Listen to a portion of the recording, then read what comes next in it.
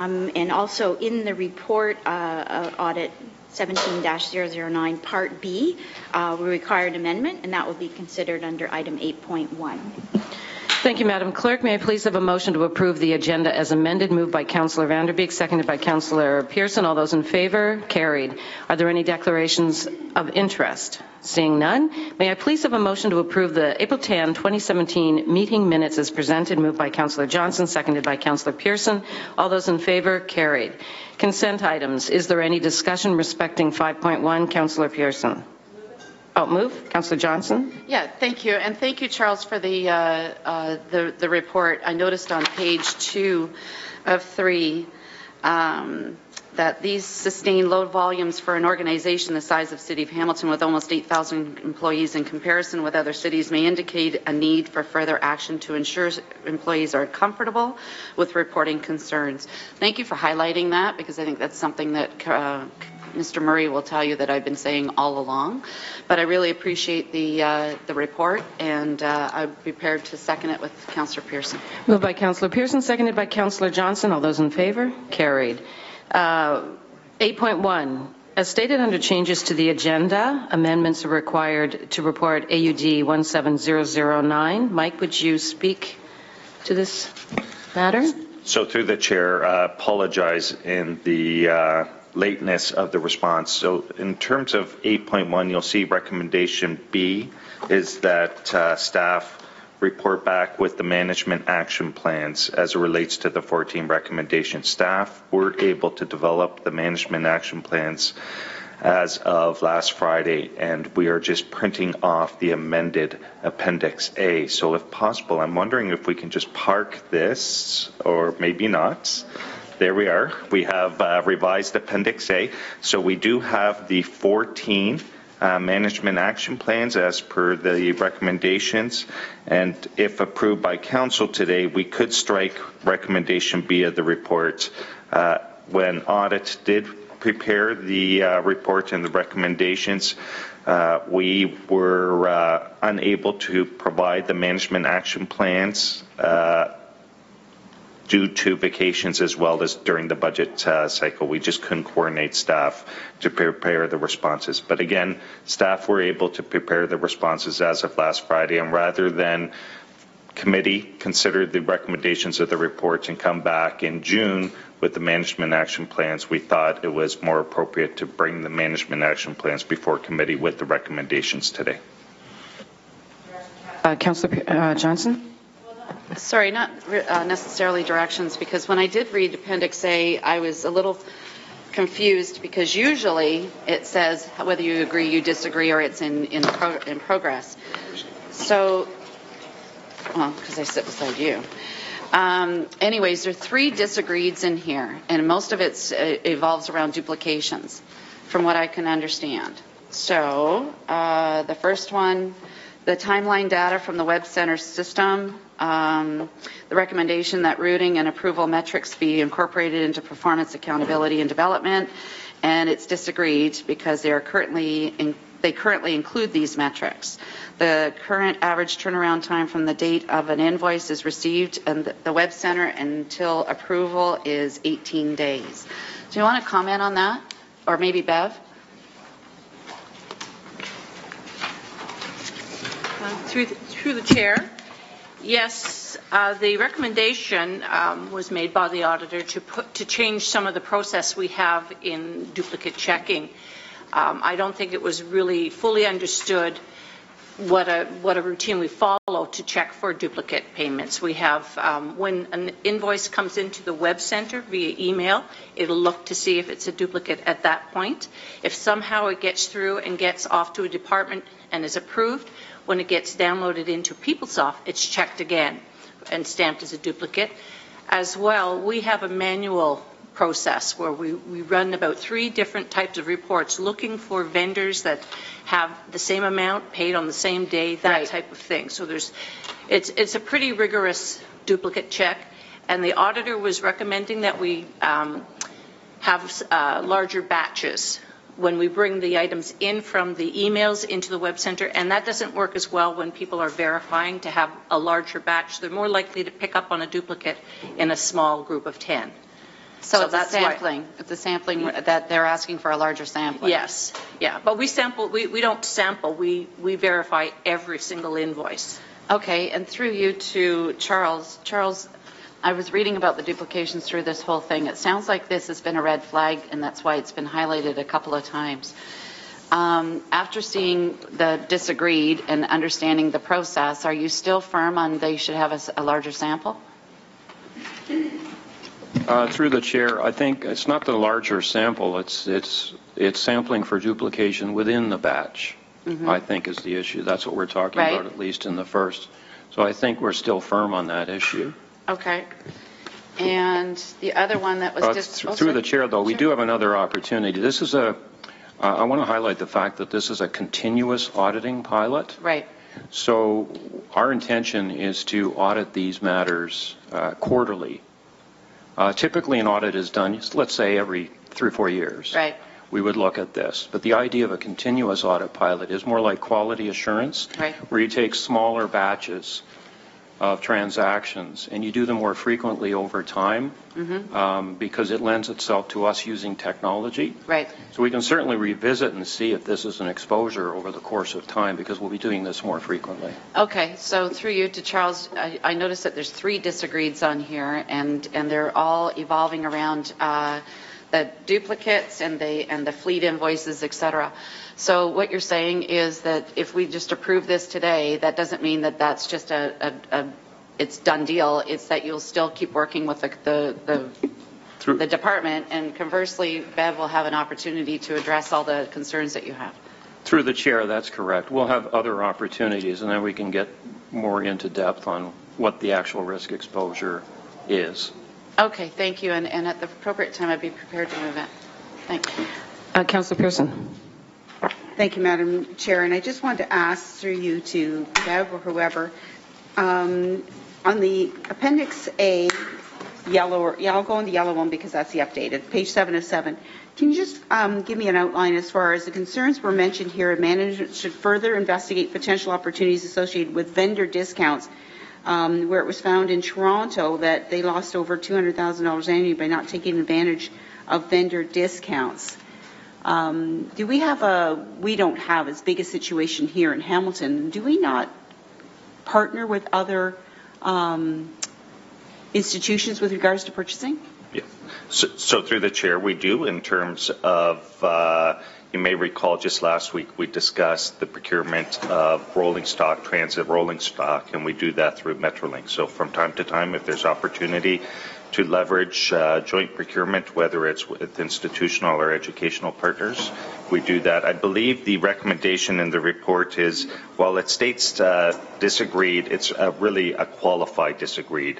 What staff are identifying is, in terms of those contracts that are currently executed, it's difficult to go back to the vendor and try to negotiate a revised term with an executed agreement. What staff are saying on a go-forward basis, procurement will look at opportunities to try to negotiate some favorable terms in terms of discounts on a go-forward basis. So again, while it reads disagreed, I would identify it's really qualified. The disagreement relates to those contracts that are already executed.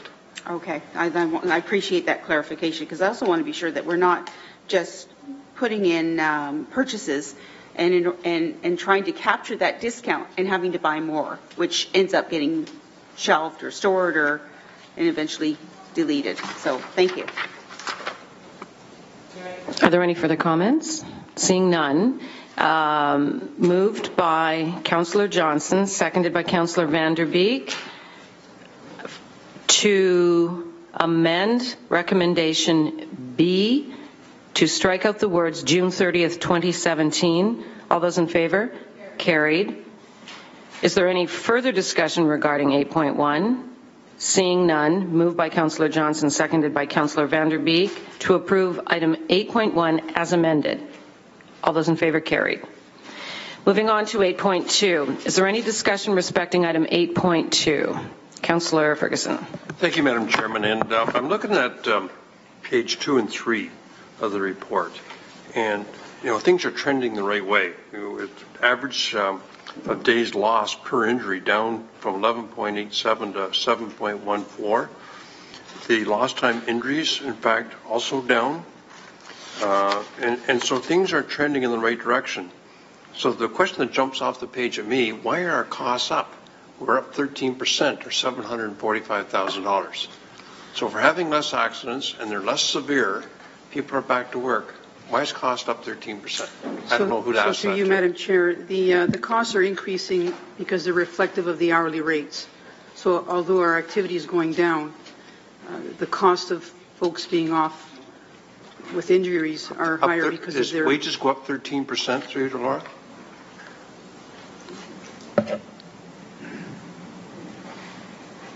This is from 5.731 million to 6.476 million between 15 and 16 on page 2. Do you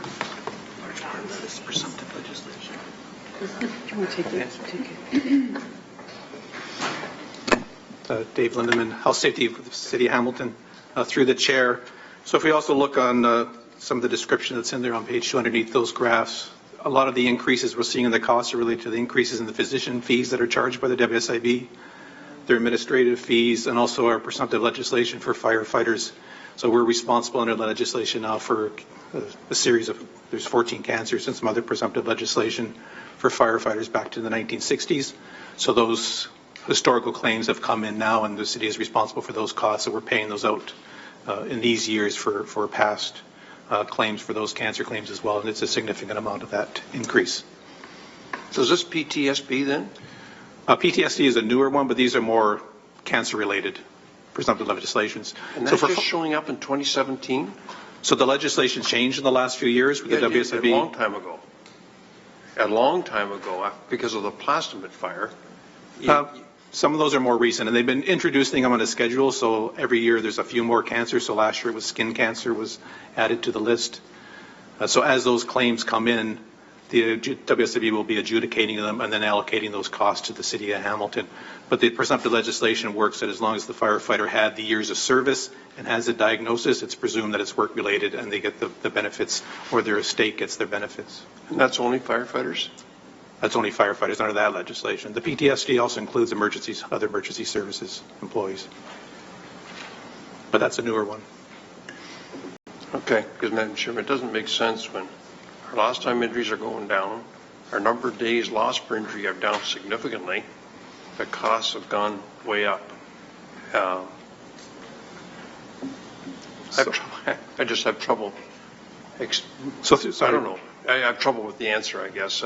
I'm sure it's factual, but I'm fully expected to trend the other way. I mean, doctors charging more.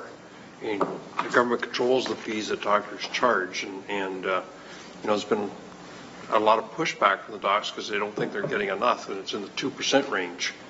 And this just doesn't, make sense. I don't know how else to extract more information, but it's a lot of money. It's $6.5 million now we're spending on WSIB claims.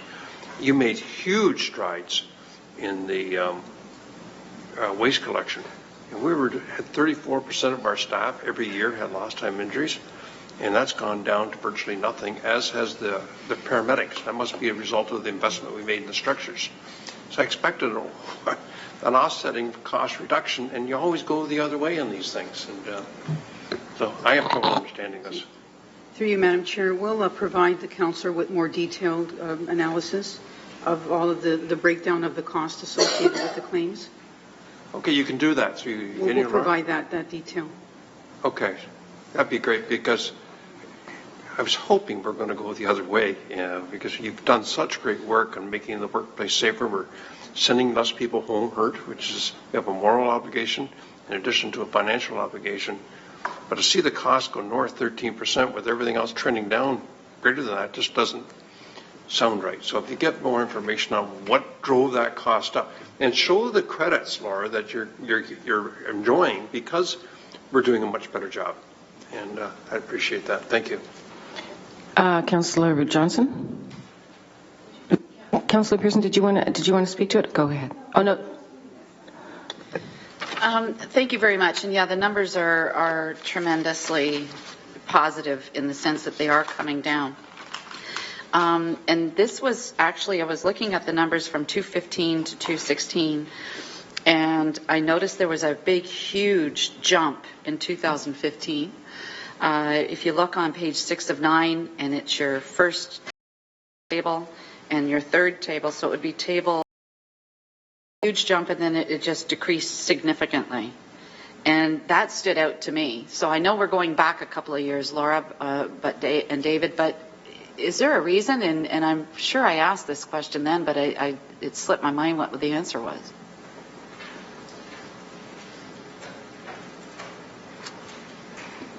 So through the chair, I think one of the other things to look at is the graph that's on page 5 at the top there. So one of the areas that was really driving our lost time injuries with the City of Hamilton was around musculoskeletal disorders, and you can see there's a trend they were rising. It's accounting for 40% of our lost time with the city. So we put some of those initiatives in place that we describe in here around waste collection and the paramedic services and HSR. Made significant gains on that, and why we're much lower in the last couple of years in those areas around musculoskeletal disorders. So 2014 was kind of the peak. And it was all hands on deck to try to get a hold of this and bring those back down again through the work of the departments, the Joint Health and Safety Committee, the unions, et cetera. Thanks for that, David. And just for the record, corporate services includes fire? It's under community services for fire. Okay, so corporate services is the one that jumped up at me on table 5. Is there a particular department that this was happening and we finally corrected it? Did Mike beat people up? So through the chair, normally corporate services doesn't have lost time injuries because of the nature of the work. But in this particular case, there was one employee who was injured in a slip and fall going from a meeting to a meeting outside, and had a significant head injury. So that's accounting for all those lost time days. There's or a significant proportion of those lost time days. And thank you for that, because that was my next question. Is it one or two individuals? And that's what skews, not skews, but I mean, that's what shows the numbers being so high. The one thing that I was asking for a long time ago was, have we ever documented this on a monthly basis? Because it does help the supervisors schedule if they see a pattern, so they can schedule the workforce. They can and realize, wintertime it's slippery, and summertime there's other obstacles for the job. So have we done this on a monthly basis? Through the chair, our health, safety, and wellness specialists, and they're dedicated to individual departments in the city, provide those stats probably more on a quarterly basis, but if they do see trends that they're seeing when they go through the data on a monthly basis, they will share that information with the leadership within the areas that they service. So they try to keep on top of that. And they also anticipate things that are coming up. So as we get, for example, into the winter season, we make sure our messaging around protecting themselves from slips and falls goes out there ahead of time as well. So. Okay, thank you. Those are my questions. Thank you, Councillor. Councillor Pearson. Thank you, Madam Chair, and certainly my questions have been answered, but I just want to comment that I'm pleased to see that overall there is a decrease, and that is good news, and hopefully the momentum can continue, and our staff realize that, we want to be sure they come in and they are safe and doing the best we can to make sure that they're protected and they take care of themselves as well. So thank you. Are there any further questions? Councillor Ferguson. I just want to point one thing out. I mentioned it briefly in my previous speaking. Unfortunately, there's nobody sitting behind us today, but if you're watching, take a look at waste management. We identified at council and staff agreed and took corrective action on waste collections. In 2014, there were 193 lost time injuries. In 2016, 18. That's massive, and that's exceptionally good work. And shows that we do respond to a problem. In paramedic services, they had 158 in 2014 and 41 in 2016 because we made a strategic investment into the automatic stretchers. And so, the media likes to paint us all as a bunch of bumbling idiots a lot of times. Theirs we reacted to a problem and fixed it. And we should be proud of ourselves for that and very grateful to our staff that they did that and got it across the finish line. Now, if they could bring the cost down, that would be great, I'm still puzzled why it's off, but we're going to get further information on that. But I did want to recognize those two because they were big hotspots. Thanks, Madam Chairman. Thank you, Councillor Ferguson. Any further questions? Seeing none, may I please have a motion to receive item 8.2, moved by Councillor Johnson, seconded by Councillor Vanderbeek. All those in favor? Carried. Moving on to 8.3, we have a presentation. Zachary?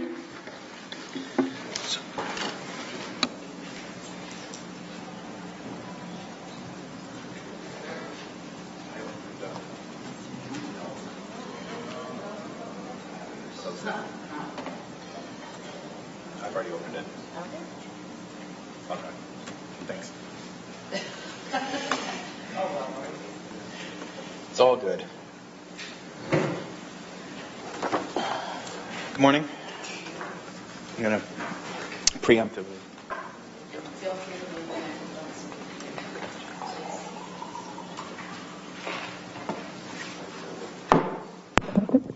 Can you guys hear me? This is better? Okay.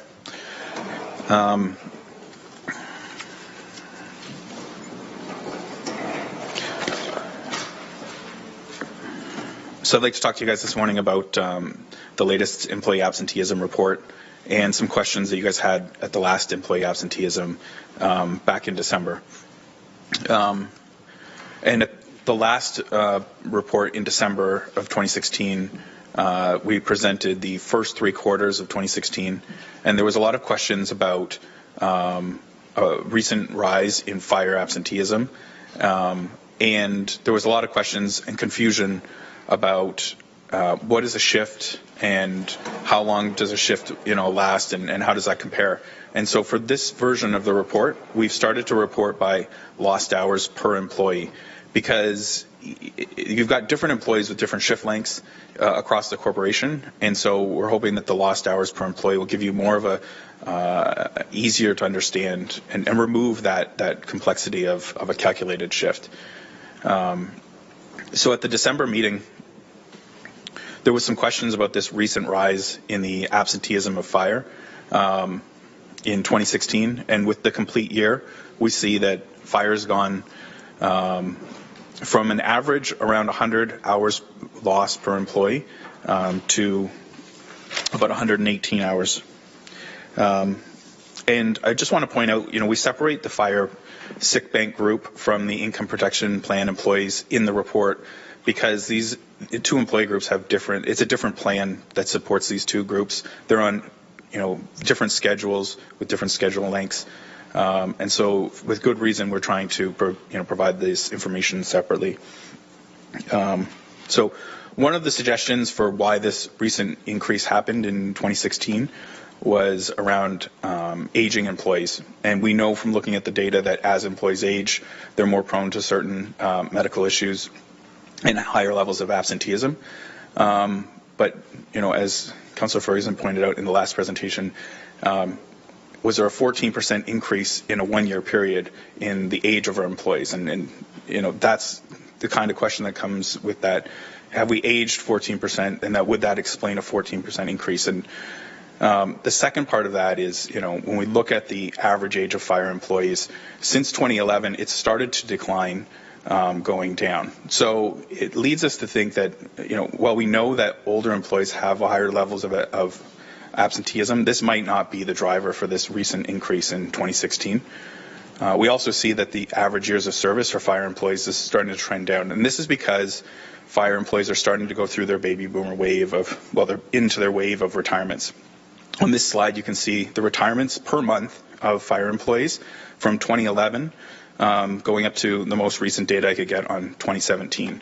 And you'll see here at the midway point of 2016, the average number of, the purple line represents a rolling 12-month average. So each month I'm dropping one off and picking one up.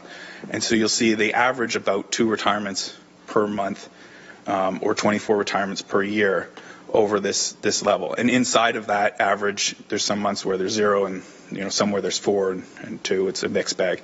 But at the end of 2016, we see a peak in the number of retirees here. And the average, the 12-month rolling average, goes up to 3 at this time. And so this leads me to think, is there a correlation between this recent increase in the fire absenteeism and the recent, level of retirements that we've had here?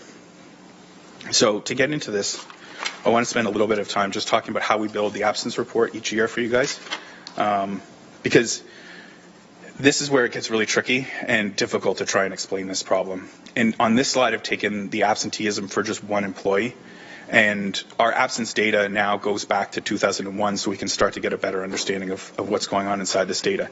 And when you think of that 100 hours per employee that we talked about on the first slide, you can see, there's the 100 hours per employee. And in this individual example, you see variation, right? Inside of the averages, you've got many different employees with different and unique experiences.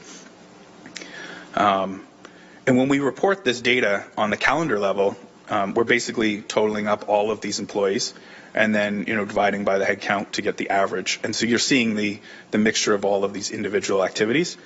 But if we're going to understand the retirement activity, I just want to focus on the 2014 year here. So this employee goes on to retire in 2015. And so we've reorganized the data by a reverse years of service or a years from retirement. And so that 2014, the absenteeism that was taken in 2014 for this employee is really taken in their last year. It's a mix of the 2014 and the 2015 year.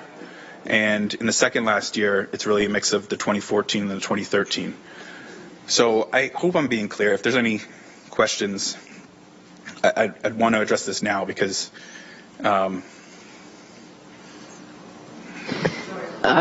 did you want to deal with this or do you want to ask at the end of the report? I'm sorry, I thought I heard you say if you want to ask any questions about this now. I just want to make sure that the concept is clear of how I'm moving from. Yeah, so can you just go back one so we can get some context? So if you take any one of these years. Right, so my question is, 2014 shows a big spike. Yep. 2015 shows this is a retirement year. Yep. Do you have the exact month of the retirement? Because wouldn't that tell you? So if they retired, say, in March or in April, that line would definitely be a lot lower than if they were retiring in November. That line might have been higher. Exactly. So do you have the exact month? Is that correlated? So what this I'm talking about? When I calculate this, we calculate it for each employee individually based on their retirement date. So when we say it's 1 year from retirement, it's the year before this employee's retirement. And when we do it for the next employee, we have to calculate it individually for that employee based on their retirement date. So would you say then, and this is not to pick on firefighters, this is just looking at the graph. So if an employee is going to retire in November, then that year is going to show a significant increase. If we follow your train of thought, that year will show a significant increase because the retirement date's not till November. But if the retirement date was in February or March, it would show less for that year for sick days. That's what we're seeing on this calendar chart. Thank you. Because when we report by calendar, you're lumping all kinds of different employees with different individual, employee cycles. And so you don't see that kind of activity at a department or division level or when we report, at the city level. So I hope that's clear.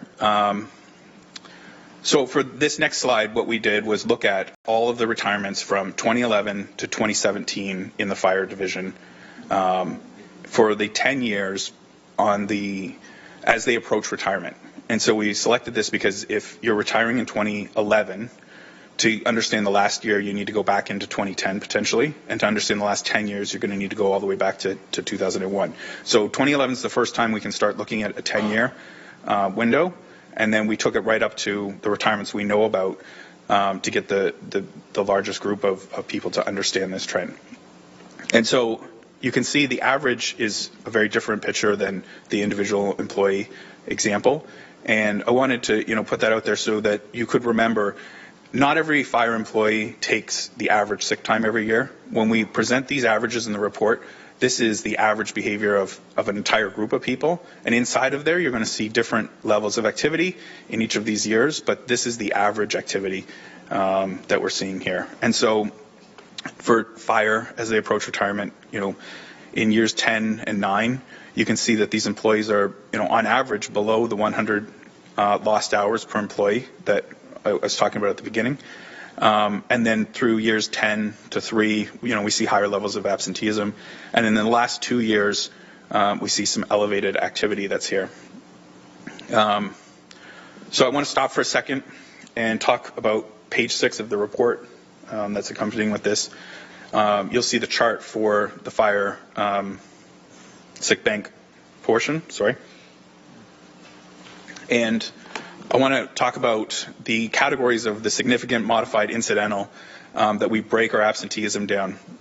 And so in fire, when we talk about significant absence, it's any absence that is greater than 24 hours in length. Modified is any work that is part of a return to work modified duties, and then incidental are the absences for fire that are 24 hours or less. And so the 118 hours that we're looking at for 2016 is really comprised of 64 hours per employee in significant absences and 54.8 hours in incidental absences. And so again, looking at those retirements here, to try and provide some context of what's going on, I've broken out those last 10 years as they approach retirement, and you can see that inside of that data there's a mixture of incidental and significant behavior that's driving those absences underneath the average. So I want to stop for a second talking about fire and talk about IPP, the Income Protection Plan. It's the plan that's used for the rest of the corporation that's eligible for absenteeism. And we did the same analysis looking at retirees from 2011 to 2017 and what are their absenteeism rates as they approach retirement in the last 10 years. And we see a similar trend in the data. If you look at the report that we're providing today, there's data going back to 2013, and for an IPP employee, the average has been hovering around 80 hours per lost time per sick employee. And so you see a similar, 10 years before retirement, they're below the average, on average. And then as they approach retirement, we're seeing some activity in the last 2 years at an elevated level. And in the same way that we broke apart fire to provide some context, this is the individual categories that you see for the IPP. Now, these are two different plans, and they have different definitions. We use incidental and significant, but in the IPP plan, an incidental absence is anyone that's 6 days or less than 6 days in length. So for an employee like myself that works Monday to Friday, if it's more than 5 days, then it becomes a significant absence. Anything less is classified as an incidental absence. The green that you see down there is modified absences, or people that are part of a return to work program. And then the chronic is in purple. And I should point out that we haven't had the chronic program for that long. It's a recent, in the last couple of years, 2014, that we introduced this program. So it wouldn't be included in all of the history, because in some cases we're talking about employees that retired before the chronic program was started. So I just want to jump back to where we started at the beginning, talking about this increase in between 2015 and 2016 and the retirements that we see, at the end of the year or at the end of this period. And this chart here where we're talking about the lost hours per employee. And it's difficult to mix these individual employee experiences with calendar reporting. It's a real challenge. But on this slide, what I've done is for each of the years from 2011 to 2016, I've color-coded the impact of the retirees based on the year that they're going to retire. And so I'll just talk about this green example. If you retire in 2012, so you're going to retire in this year, the impact on 2011 was here and then here in 2012.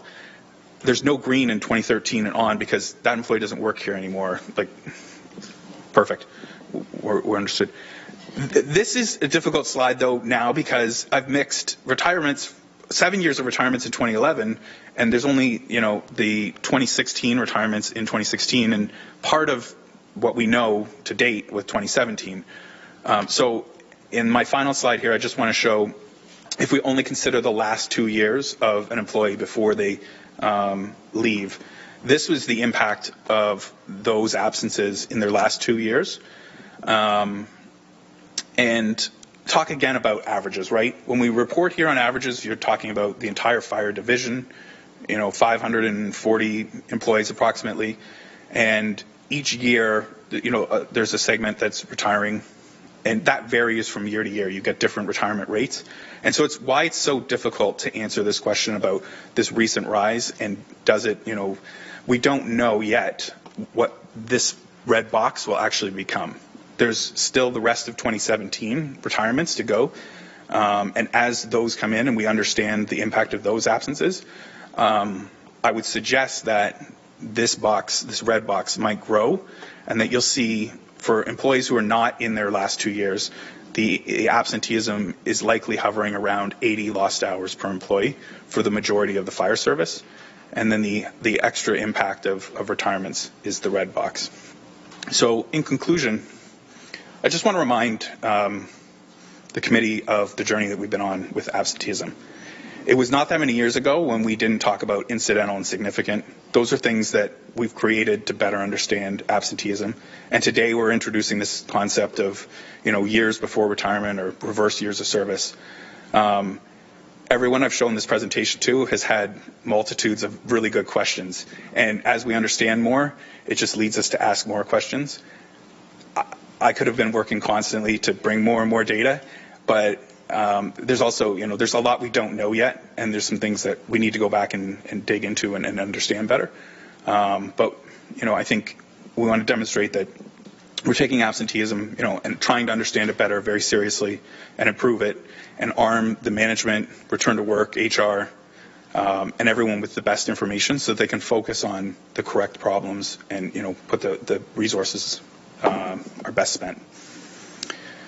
So if you have any questions. Thank you, Zachary. Councillor Ferguson, then Councillor Johnson. Thank you, Madam Chairman, and thanks for your presentation. I'm not familiar with the firefighter collective agreement. Does it allow firefighters to accumulate sick leave and then take it as cash when they retire? I'm not the best person to field that question. So through you, Madam Chair, the collective agreement provides for 1.5 days each month, and they accumulate a sick bank, at which point, upon retirement, they can cash out up to 6 months. So it's the exact same as police then. Police is, you can accumulate up to a maximum of 6 months. That's correct. So why are they using up these sick days near the end of their career if they can get it in cash later? So through you, Madam Chair, we're not entirely certain why they're using up the sick days. We have some considerations for discussion in camera that we'd like to share with the committee. But to respond to the question, why is the absenteeism increasing near the last 2 years prior to a retirement of a firefighter? We don't know exactly why, but we have some thoughts that we'd like to share with committee.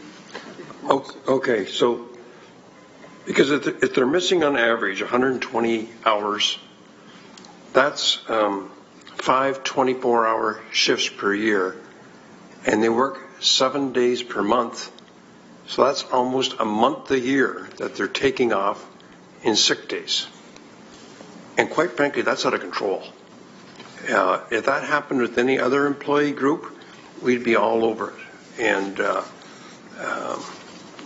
we've had this discussion before, and the speculation was it's this 24-hour shift. I would suspect as they're approaching retirement, it's tough to work 24 hours. I know when I was 20 years old, I could go 3 straight shifts without, I'd get tired, but I could handle it. I have trouble going through a 14-hour meeting in here now. Because as you get older, you need your rest more than you did. And so are we paying a big price because of these darn 24-hour shifts?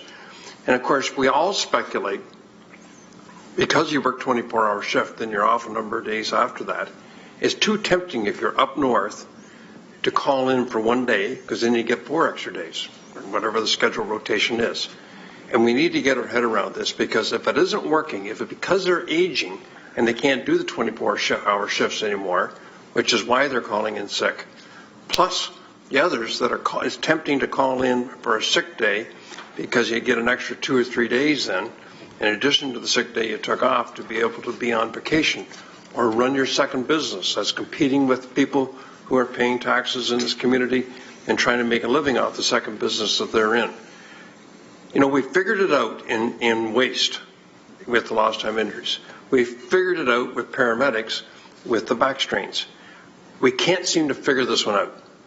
It comes back year after year after year, and quite frankly, it's unconscionable what the taxpayers are paying here for this fire.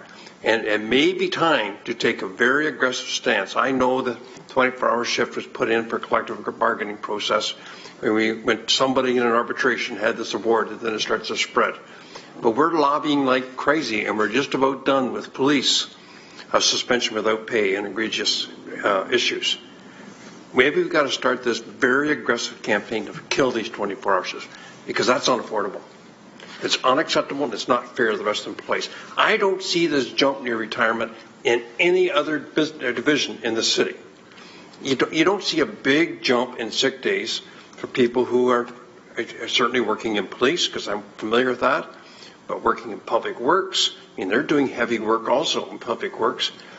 It doesn't jump off the chart like this does. And we got to start to do with this, and do with this aggressively. And I don't know whether the chief has any comments on what I just said, because I recognize, Chief, my comments weren't pretty. I get that. But damn it, we have a duty to the taxpayers to fix this problem. So any thoughts on my comments? So through the chair to Councillor Ferguson, certainly your comments are well taken. At the end of the day, I think Zach made the comment. I think we need to be careful in terms of, at this point, where we go in terms of maybe some conclusions or prospective conclusions. We need to have some time now that we've seen this and Zach's presented it to delve into this and find out what the breakdown looks like in terms of what's creating or potentially creating the absenteeism. Because certainly I would hate to think that we are making some suggestions that, that maybe folks aren't sick when they're booking sick, because there certainly are many cases where people are. And I think we need the opportunity to take the time to take a look at this. That being said, Councillor, we certainly understand the impact that this potentially has. And we need to work together with our partners from HR as well as Return to Work Services. And I can tell you that I've had that conversation with the union executive already as well. They understand that we need to delve into this, and we need to find a solution, because it cannot continue. So we're prepared to do that and to take this on and do what we need to do once we have all the facts. Okay, but to you, Madam Chairman, Chief, we've been delving into this for years. And the message I'm hearing today is it's being caused because people are using up their sick days before they retire. I think it's the subtle message that we're trying to be told today. But if they get payout, and it's a lot easier. Once again, I know in place because we know exactly how many sick days have been banked, and we build a reserve so there's no big shocks when you have a big retirement year. The sick days is a liability, and we've heard some members of the public criticize, we're hoarding money in that area. Well, we're not. We know exactly what the sick days are. We know what our liability is. We know what we're eventually going to have to pick up. And in police last year, we had about 35 retirements, and if you had to expense that in 1 year, it would be uncontrollable. But this thing you can't control. Through you to the chief, when you have absenteeism, how do you backstop that? Because you have to have 4 guys on a truck. So through the chair to the councillor, it really depends. Not all absenteeism creates a situation where we're at minimum strength. There's a number of variables in terms of how many people we have off on vacation as well, whether or not we're at the max for that. If we are at a minimum strength and people are absent, then we backfill with overtime. There's no question about it. I would though, if you wouldn't mind through the chair, I think we need to be careful. I'm not sure I heard Zach say that this is a direct relation to people that are booking off in terms from a sick bank. I think we need to be careful. I don't think we have the data. That's the understanding that certainly I have in talking with Zach and our friends from HR, is that we need to have a better understanding of what's driving this. So I would be very concerned if all of a sudden we're going into a direction making assumption that I don't think is really what Zach was saying. If I could just add to that. Go ahead. I just want to point out, causation and correlation aren't, you can't combine those two. So just because there's a relationship between the activity, we can't necessarily infer what that means. And that's kind of what I was trying to allude to at the end. We do want to get into the data and get a better understanding of what's going on inside there. And quite frankly, Madam Chair, I think it'd be interesting to see a chart also, if you're going to delve into this a little further. What's our overtime spending been like for the last 5 years or 10 years? And watch trends in that too. And if you're having more sick days, then you're probably having more sick time or overtime because you got to bring an officer in. So it's a double whammy. You're paying the sick day plus you're paying somebody else to replace them. And schedules, I think you guys are pretty good at that, scheduling vacations and making sure that you have always puzzled me up at the new station on Billers Green Road, why you needed 20 firefighters for one truck. And so you very capably explained that. It's a 24-hour shift, the days off, plus you schedule vacations, and works out to an average of 20 firefighters per truck. But, you know, we're watching this in the other parts of the city too. Is our overtime. And, you know, now that has a double impact on the taxpayers. If you're paying out the sick days at the end, that's one thing. But if you're having a sick day and having replaced with overtime, and I assume overtime is time and a half at least, and quite frankly, Chief, if you want to delve into it, delve into it. But our patients are getting thin in this. We've been waiting far too long to know what's the cause and what's the fix. Public Works figured it out in 1 year and fixed the problem with 32% of our employees getting lost time injuries every year. Our paramedics figured out that repetitive back strain was caused by having to lift the stretchers. It cost $1 million, but it came to us and we accepted it and we got good results. We need you to figure this out. Otherwise, we're going to have to get real aggressive. I don't think you want us imposing something on you. I think you'd rather find a solution and tell us how to do that, similar to what they did in Public Works and similar to what they did in paramedics. That's all. Thank you. Thank you, Councillor. Councillor, no. Councillor Vanderbeek, can you take the chair, please? Thank you. I do have a question. What is the average age of a retiree? For this group of fire employees, the average age is 57.3. Yeah. 57.3. And can you clarify how how many sick days an employee is permitted to bank, and the payout? Councillor Ferguson, through the chair, Councillor Ferguson was going down this line of questioning as well. How many can they be paid out, and how many can they bank? There's got to be a reason that they're taking so many sick days in the previous 2 years prior to retirement. So if you can simply take the cash, all of the cash, why would you not just take the cash? Why is there a split, or is there a split? Is there any way of explaining that? Through the chair? Yeah. So the sick leave plan that is in place for firefighters, that they continue to accumulate a day and a half per month, and there isn't that same sort of cap in the total number of days. So they are able to hold more than the 6 months in their bank, and then, you know, whatever they have at the time of retirement up to 6 months is paid out. So in other words, if they have 2 years of accumulated 2 years of sick days, then they could take 2 years and still have the 6-month payout. Is that correct? Well, I guess they could take a year and a half. A year and a half, or 3 years, then they could take 2.5 years and 6-month payout. So that's the difference, is through the chair, there's no cap. Correct. Okay, thank you. Those are my questions. Any further questions? Councillor? Do firefighters have long-term disability, or is the sick days considered LTD? They do have long-term disability, but they self-administer. It's a bit different than the rest of the city. Because police don't have long-term disability up until the inspector position, and that's when we stop granting sick days. Is it similar in fire? There is still the sick leave that's provided through the city, so to speak, and then the LTD plan that firefighters have is self-administered more or less through their association. So when you say self-administered, it's self-funded too? Yes. Okay. Are there any further questions? Seeing none, may I please have a motion to receive item 8.3, moved by Councillor Pearson, seconded by Councillor Ferguson. All those in favor? Carried. Are there any notices? Oh, sorry. Just before we leave this, the chief said that they need to figure this out, and I want a timeline, Chief, when you're going to be back to us. To delve into it, how long is it going to take? Through the chair to the councillor, as I'm sure you can appreciate, the presentation has just been finalized in the last day or two.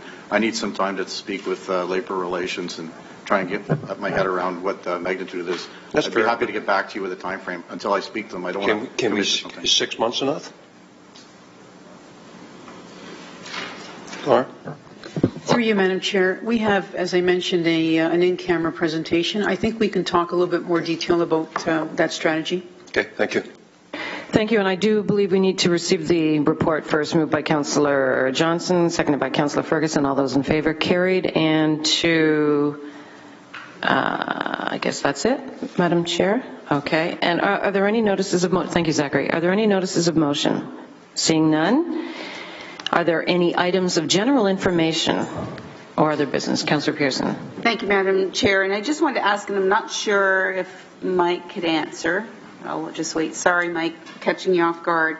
But do we know, and I know we'll probably be starting the 2018 budget process towards the summer and fall, correct?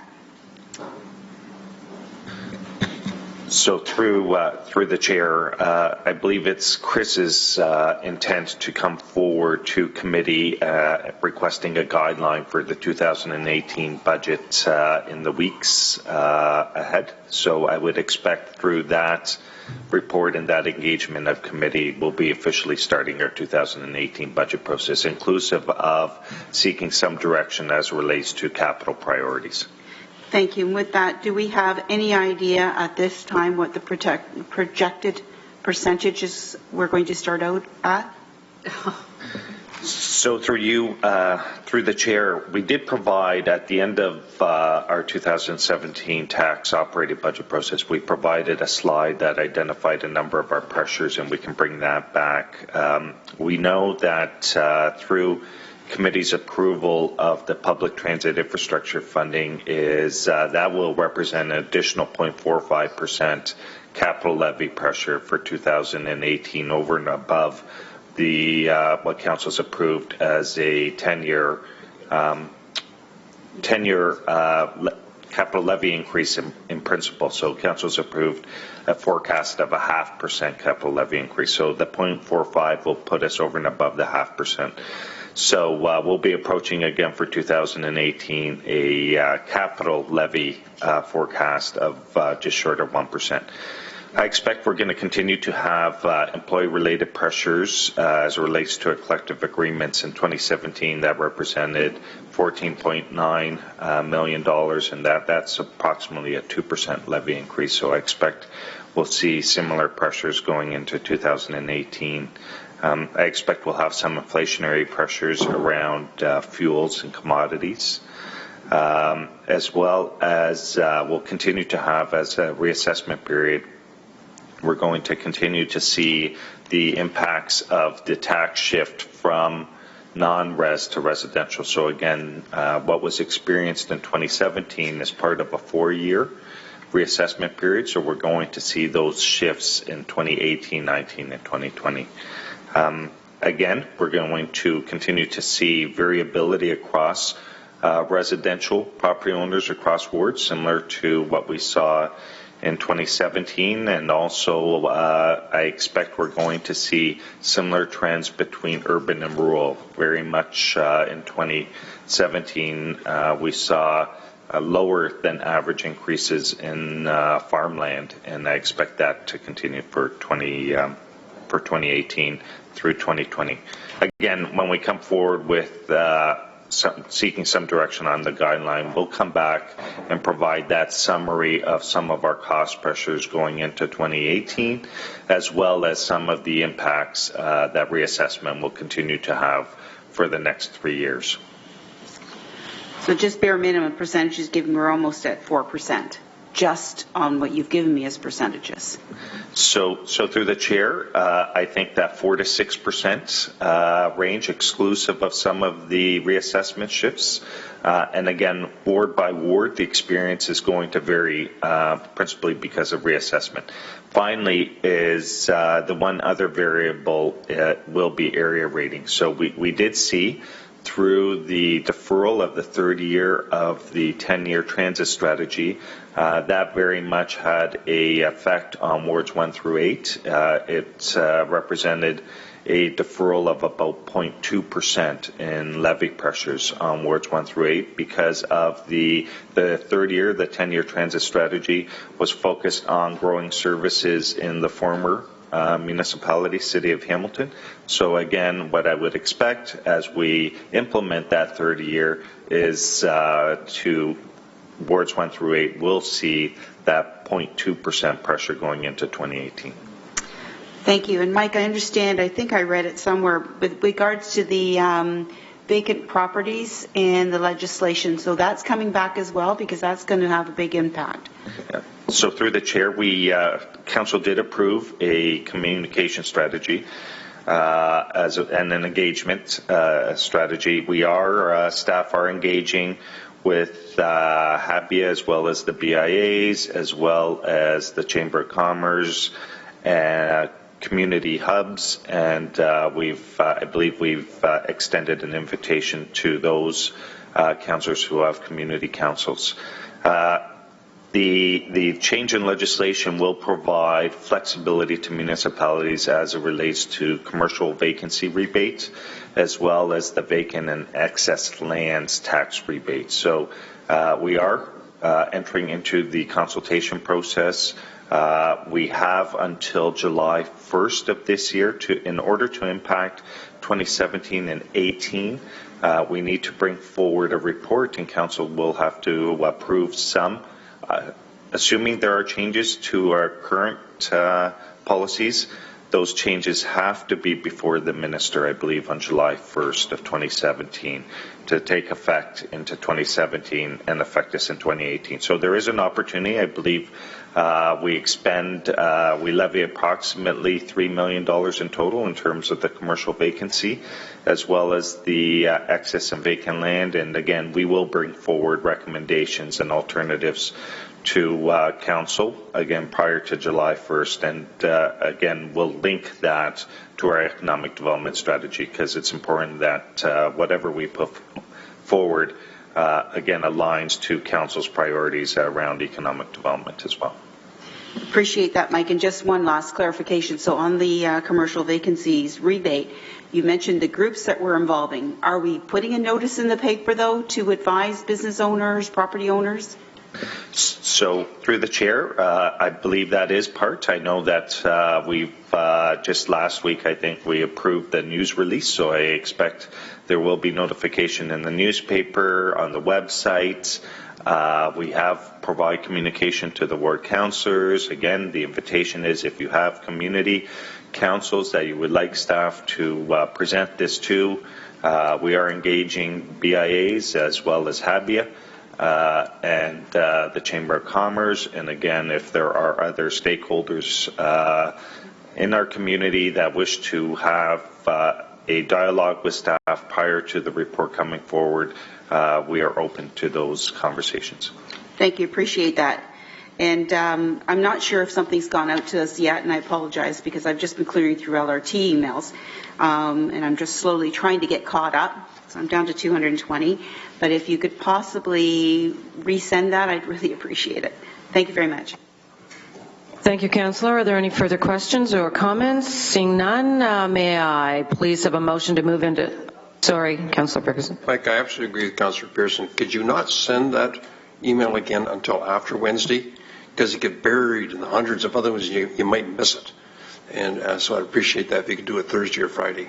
So through the chair, to avoid the information being buried in emails, what we'll do as well is there's a news release as well as the email.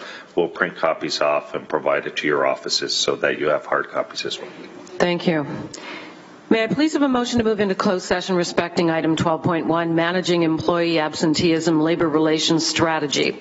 Pursuant to section 8.1, subsection B of the city's procedural bylaw 14-300 and section 239.2, subsection B of the Ontario Municipal Act 2001, as amended, as the subject matter pertains to personal matters about an identifiable individual, including city employees. I would now ask the public and any staff who who are not required to be in this closed session meeting, please exit the chambers, taking all of your personal belongings with you. Members of the public will be invited to return to hear any further deliberations upon committee reconvening in open session, indicated by the removal of the frosting on the windows and the elimination of the white noise. The committee will, in the event they are in closed session for more than 30 minutes, wait up to 5 minutes upon reconvening in open session before proceeding with the meeting to provide members of the public and the media